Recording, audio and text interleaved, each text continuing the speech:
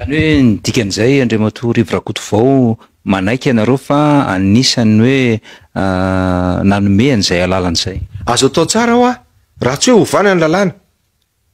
Zay zany tiako tena mba halazaina indray mandeha. Raha nanao an'izany zay minisitra nanao an'izany tamin'ny fotoan'andro, tamin'ny 2024 zay pré-ministre tao, ara-dalàna zany rehefa mazava tsara.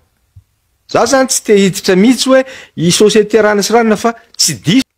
Tsy hoe eny ambony tafotranon'olona ianao, tsy any amin'ny fasan'olona ianao, tsy any amin'ny tanimbarin'olona ianao no andeha hametraka investisseur. Satria anjaranao fanjakana no miadidy an'izay mba tsy hisian'ny korotana ara-piarahamonina. Zay ny fepetra mafenao an'izay. Anjaranao zay mitondra an'izay zany no safidy hoe maninona azonao atao appel d'offre tsara io, na ny olona no tonga manantona hoe mba mety aminay le tany ary fa fantatra hoe zone de réserve touristique ilay izy ahoana ny fipetrany.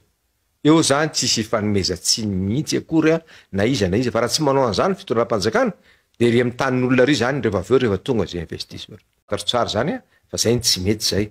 Fa za zany tsy anisan'le olona hiteny mihitsy hoe tsy lalana anankiray hoentintsika mba apisy ny ataoko hoe ny fiarinkarena milamina eto amin'ny firenena ny fomba tahaka izany. Ao ataontsika inona ary io?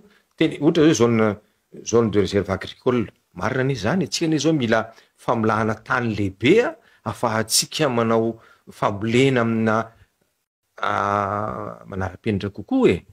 Azon'ny olona manao investissement lehibebe kokoa ny atao fa tsy 2 hectares 3 hectares fa mila milamina zany. Ka raha androany zareo manao an'izany de tanteraka zany afaka 10 taona, le olona afaka 10 taona tsy hiteny fotsiny raha misy olana hoe ry zareo no nanao an'io. Zay masiny tiako lazay.